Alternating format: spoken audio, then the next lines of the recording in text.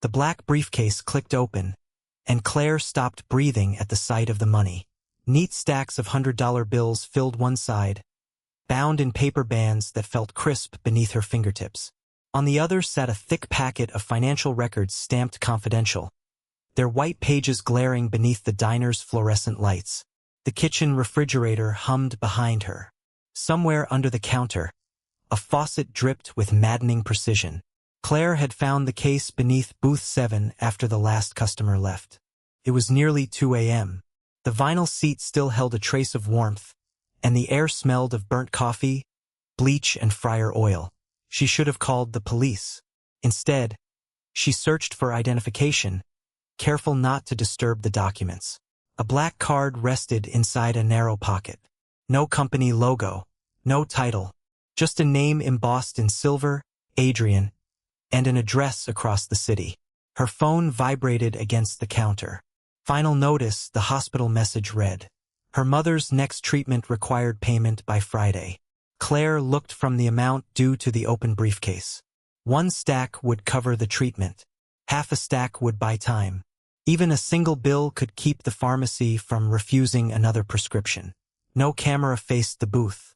Her manager had disconnected it months ago and never paid to repair it. No one would know. Claire lifted one bundle. The paper smelled faintly metallic, almost new. Her thumb rested against the top bill while the refrigerator motor shut off, leaving the diner so quiet she could hear her own uneven breath. Then she saw her mother's reflection in the dark window. Not the woman herself, only Claire's exhausted face wearing the same stubborn expression. She put the bundle back exactly where it had been. "Not mine," she whispered. The lock snapped shut. 20 minutes later, Claire stood outside a stone building with smoked glass doors and no visible sign. Cold air slipped through the frayed seam of her old coat. 2 black SUVs idled at the curb, their engines low and steady, while security cameras turned above the entrance with soft mechanical clicks. The address matched. That did not make it feel safe. A broad-shouldered guard opened the door before she touched it. His dark suit was immaculate.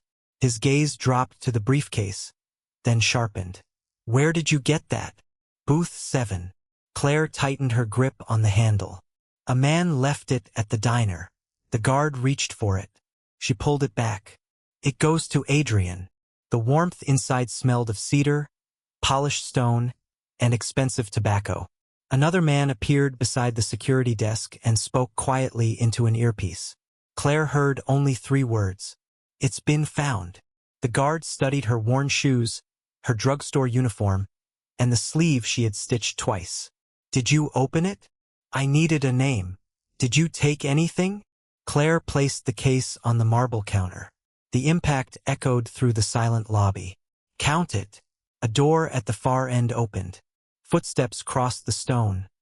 Measured, unhurried, coming closer. Every guard straightened before the man even entered the light. Claire kept one hand on the briefcase until a deep voice reached her from the shadows. "Leave us. Leave us." The order landed softly, yet shoes moved at once. The guard released the briefcase. The security desk man touched his earpiece and disappeared through a smoked glass door. Only the faint hum of the heating vents remained. Warm amber light slid across the marble as Claire finally saw Adrien clearly. A charcoal suit, no tie, silver at one temple, and eyes that went first to her hand on the case, not her face. "You're Adrien?" she asked. "I am." "Then this belongs to you." Claire pushed the briefcase across the counter. Its leather rasped against the polished stone. Adrien stopped it with one hand. "The combination?" "The card with your name was enough." His thumb rested against the lock. "You opened it. I had to know who owned it." "And what did you see?"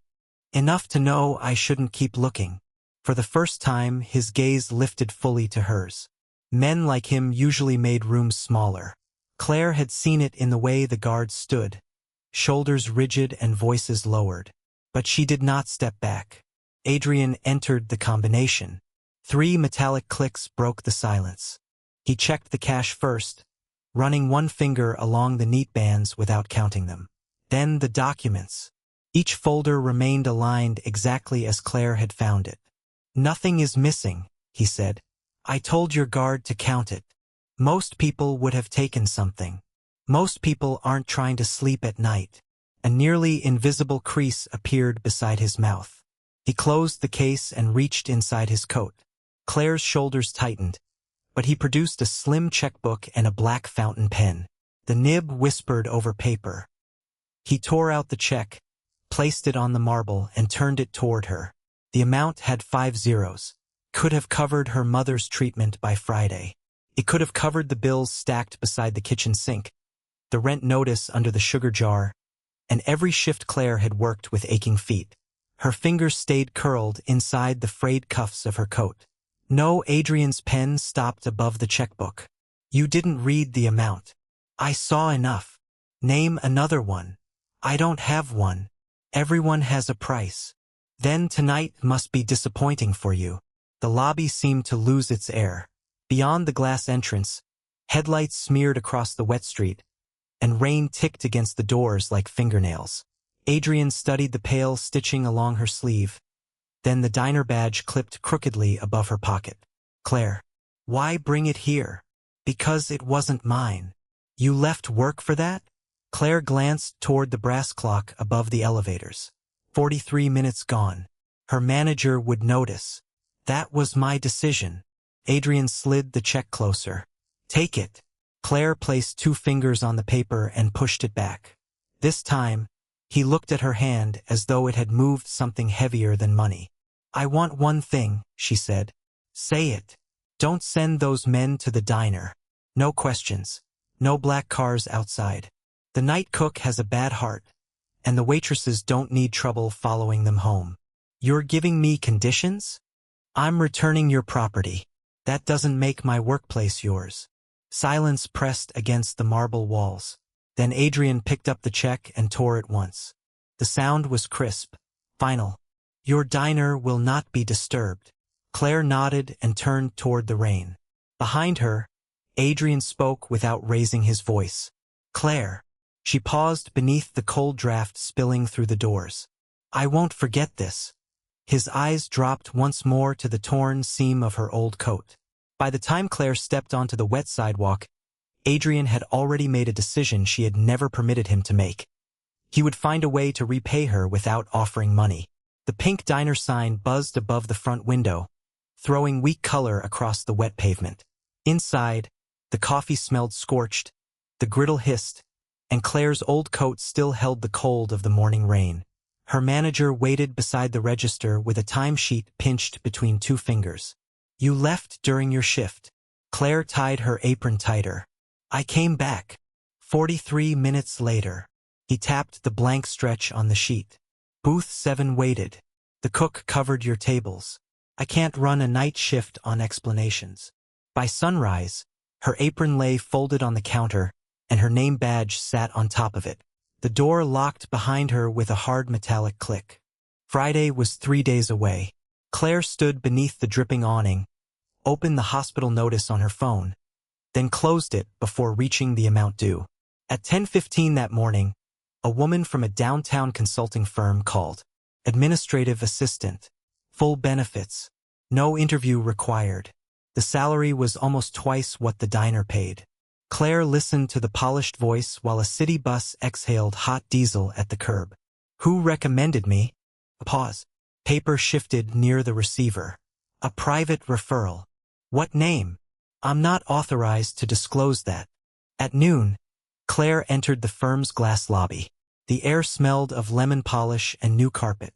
On the receptionist's desk waited an employment packet, a silver pen, and a temporary badge already printed with her full name. Claire never touched the pen. She turned the packet over. In the lower corner, nearly hidden beneath the letterhead, was the same embossed crest she had seen on Adrien's black card. 30 minutes later, she placed the unsigned papers on the marble table in Adrien's building. The guard recognized her coat and stepped aside without argument. The security desk man touched his earpiece, but Claire pointed toward the smoked glass door. Tell him his answer is here. Adrien emerged moments later, jacket off, white cuffs rolled once. His gaze moved from the packet to her face. You lost your job. You already knew. I knew after it happened. And decided to replace it. I arranged an opportunity. Claire slid the papers toward him. An opportunity doesn't arrive with my badge printed before I agree. The ventilation hummed above them. Somewhere beyond the glass, a phone rang twice and stopped. Adrien rested one hand on the packet. You need work. I need work I earned. Those are not always different. They are when the man hiring me thinks gratitude is part of the contract. His fingers went still. Claire pulled a folded page from her coat pocket. A list of 3 neighborhood clinics, each short of clerical help, each unable to afford another employee. You said you wanted to repay me without money. Then listen. She placed the list over the unsigned contract. Fund an open position at one of these clinics for 6 months. No reserved chair. No guaranteed job.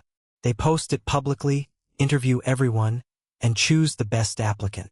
Adrien glanced at the names. And if they choose someone else? Then someone who earned it gets work. And you get nothing. Claire buttoned her frayed coat. Then you finally helped without owning the outcome. The words remained between them, sharper than refusal. Adrien could have summoned a dozen people and made the decision disappear. Instead, he picked up the list. Open competition, he said. No influence over the hiring. And your name stays off it. His jaw tightened once. Then he nodded. Your conditions. Claire walked toward the doors, leaving the silver pen untouched behind her. Before she reached the rain, Adrien called the first clinic himself and gave an instruction no one in his world had heard from him before. Do not hire Claire because I asked, he said. Make her prove she belongs there. The answer from the other end came faintly through the marble lobby. Applications closed Friday, the same day her mother's treatment payment was due. Claire stopped with her hand on the door, but she did not turn back. Now Adrien had honored her rules. Whether honesty had left her enough time to survive them was no longer his decision. Rain tapped the smoked glass windows while the briefcase lay open beneath a white desk lamp, its leather still carrying the faint smell of diner coffee. By dawn, Adrien had checked every page Claire returned. The cash was untouched. The numbers were not.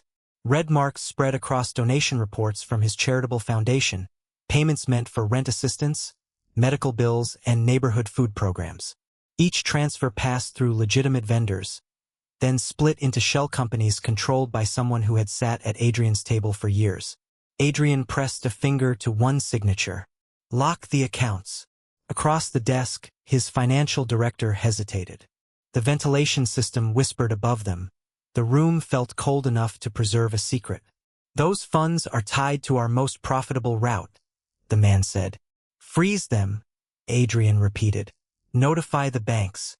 Then contact every family whose payment was delayed. They get paid first. Phones began ringing. Keyboards clicked. Before sunrise, millions of dollars stopped moving.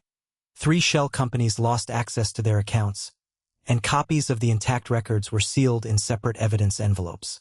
The missing briefcase had given the thief one night to erase the trail. Claire's decision had taken that night away. At 8:17 a.m., Adrien stood before a wall of pale monitors as security footage from the diner loaded frame by frame. Booth 7 appeared beneath the pink glow of the sign. One of Adrien's closest associates slid out of the booth, leaving the briefcase beneath it before walking into the rain. Not forgotten. Planted. The man had expected the case to disappear, or return with cash and pages missing, leaving Adrien unable to prove which records had been altered. Instead, Claire had preserved everything, including the order of the documents and a deposit slip wedged behind the lining. Adrien removed his watch and set it beside the keyboard. Bring him in. The associate arrived 40 minutes later in a charcoal coat that smelled of wet wool and expensive tobacco. He looked at the frozen accounts on the monitor, then at the briefcase. You trusted a waitress over me? I trusted what you believed she would steal. Adrien pushed the deposit slip across the desk. The associate's gaze dropped for half a second. Enough. Adrien dismissed him from every foundation account and ordered his access revoked. No raised voice. No spectacle. Only the metallic click of security doors locking behind a man who had once opened them without asking. Outside the building, however, the former associate did not leave. Inside his idling sedan, warm air fogged the windshield while he called the diner. The manager answered on the fourth ring. "The woman who found a black briefcase," he said. "Claire. I need her address." The manager refused. A pause followed, then the quiet rustle of paper. "She filled out tax forms when you hired her." By noon, a photograph of Claire's worn employee file glowed on the associate's phone. Her address sat beneath her name. So did an emergency contact connected to her mother's treatment center. Adrien had stopped the theft because Claire returned every dollar. Now the man who had lost millions knew exactly who had made that possible. "Find her before Adrien does," he told the driver. A white envelope slid beneath Claire's apartment door at 6:12 a.m., scraping over the warped hardwood. The hallway smelled of boiled coffee and damp plaster. Somewhere downstairs, an old radiator knocked 3 times and went quiet. Claire waited until retreating footsteps disappeared before touching it. Inside were photocopies of 6 letters addressed to families supported by Adrien's foundation. Each carried the same warning: refuse the revised payment forms, and rent assistance would vanish.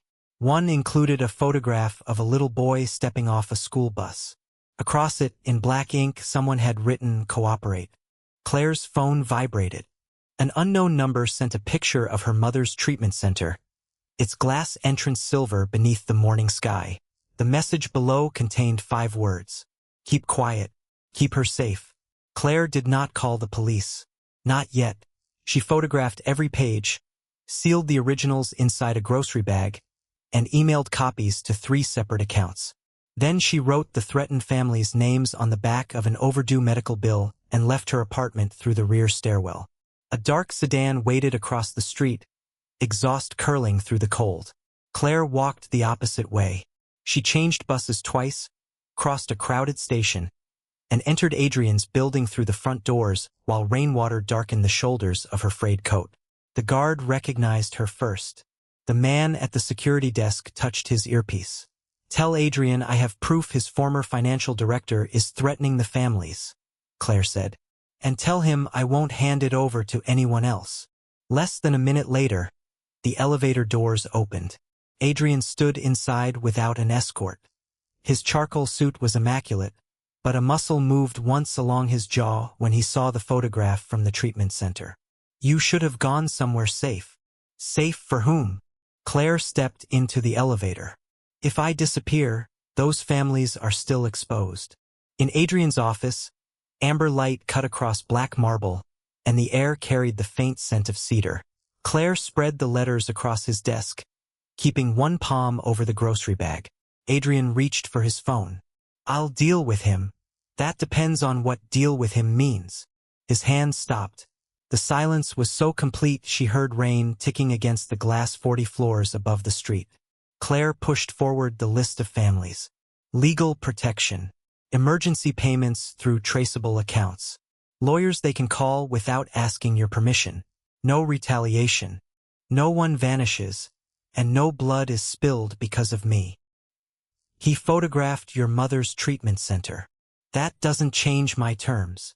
Adrien looked from the message to Claire's diner name badge, still pinned inside her coat, because it was the only identification she trusted strangers to see. "You came here knowing he was following you." "I came because running would teach him that innocent people are leverage." Claire released the bag.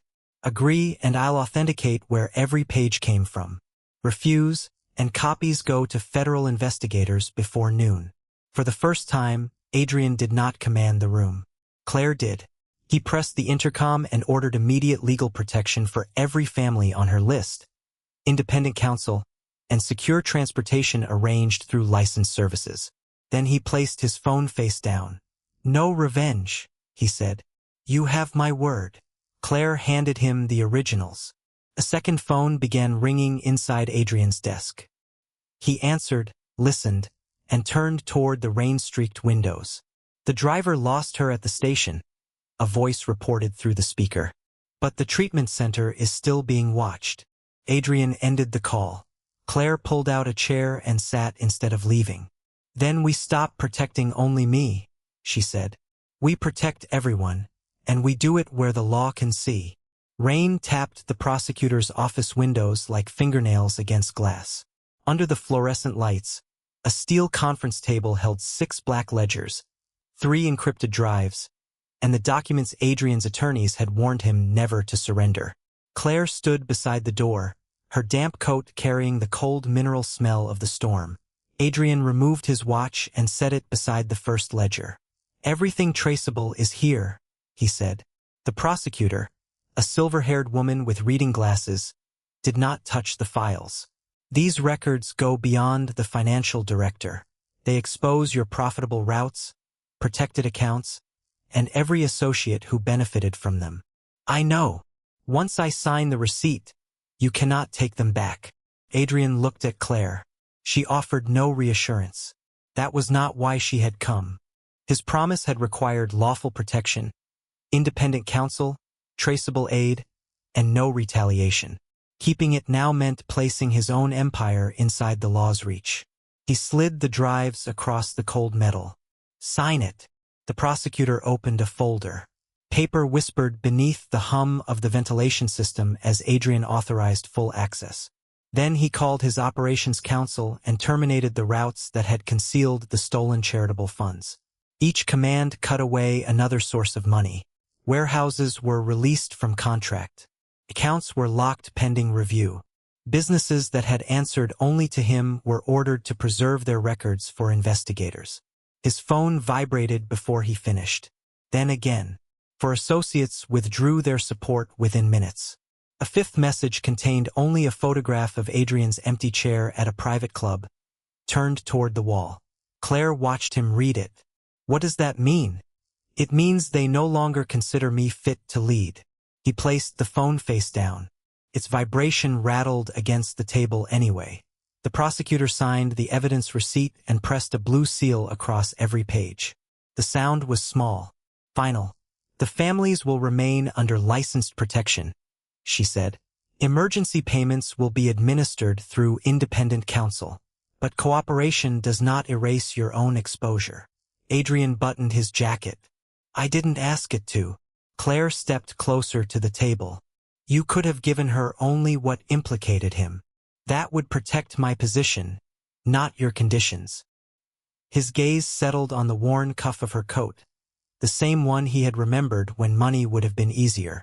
You returned what was mine without taking anything. I'm returning what was never mine to keep. Outside, tires hissed over wet pavement. Adrien's security staff waited under the stone awning, but 2 men removed their earpieces and walked into the rain without looking back. By midnight, the income stream that had sustained Adrien's authority was gone.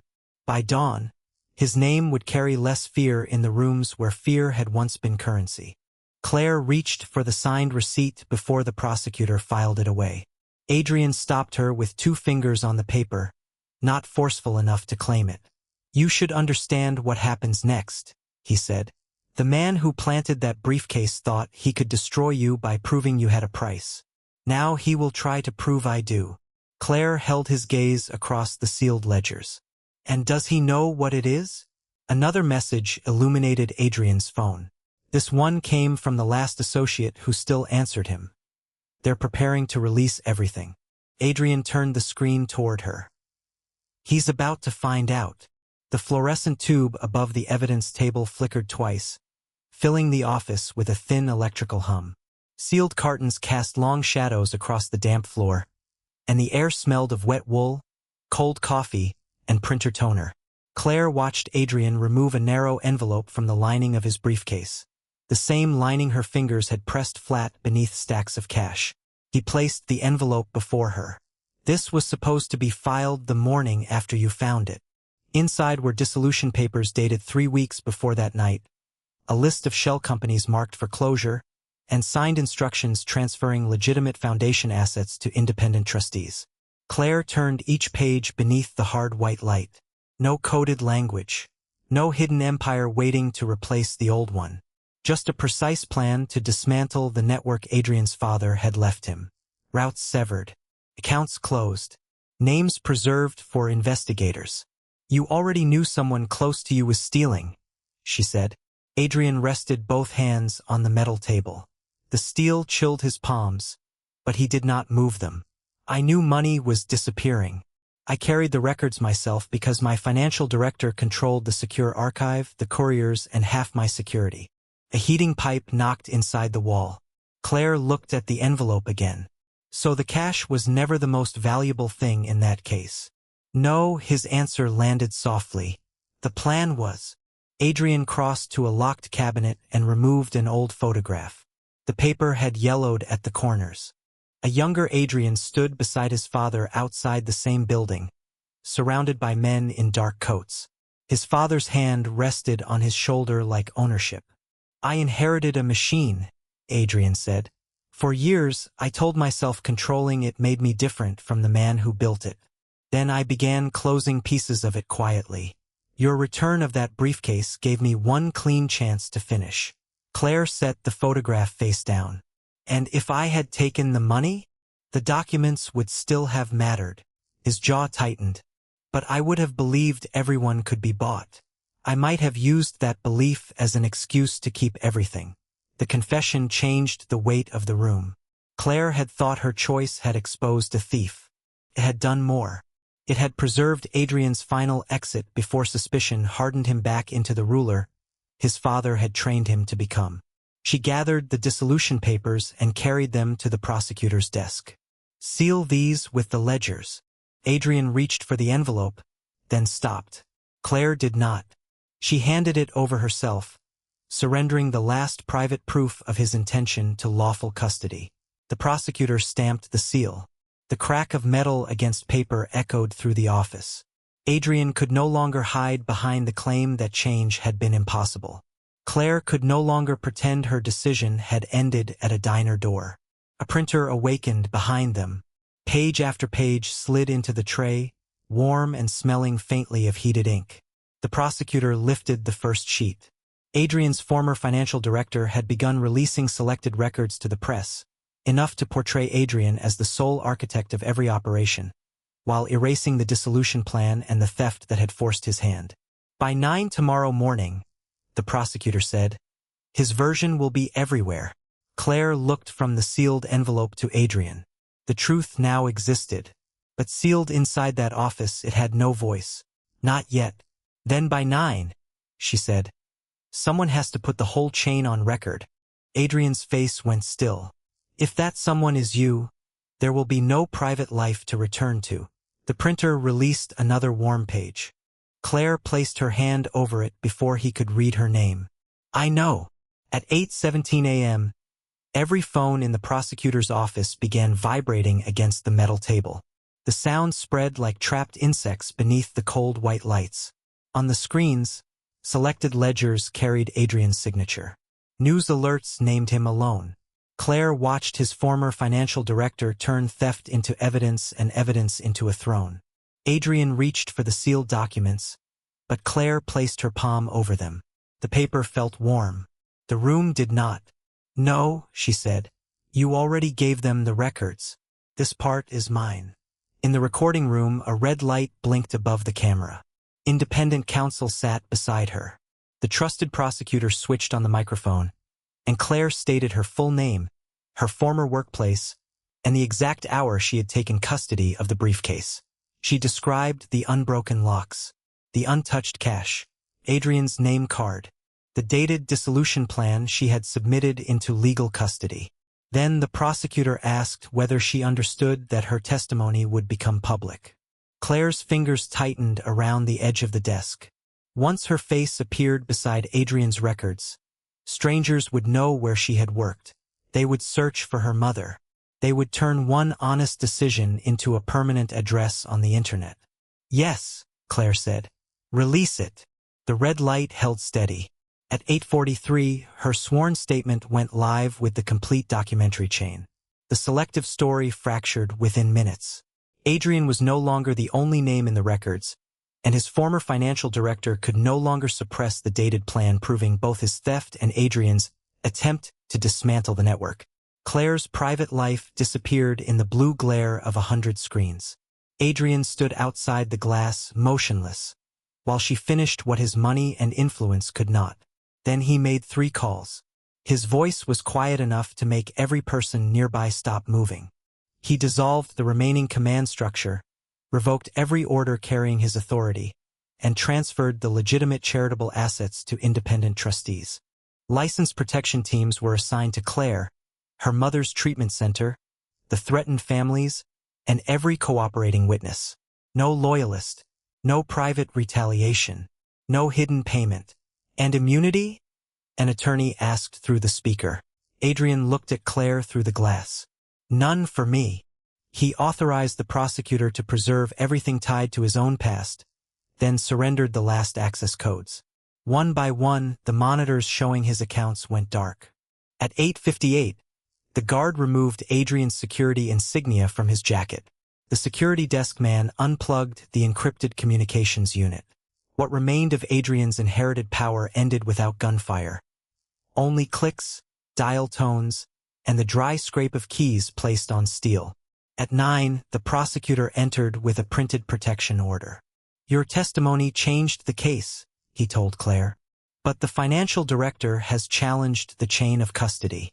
He claims Adrien replaced the contents before you delivered the briefcase. Claire looked at the document, then at Adrien.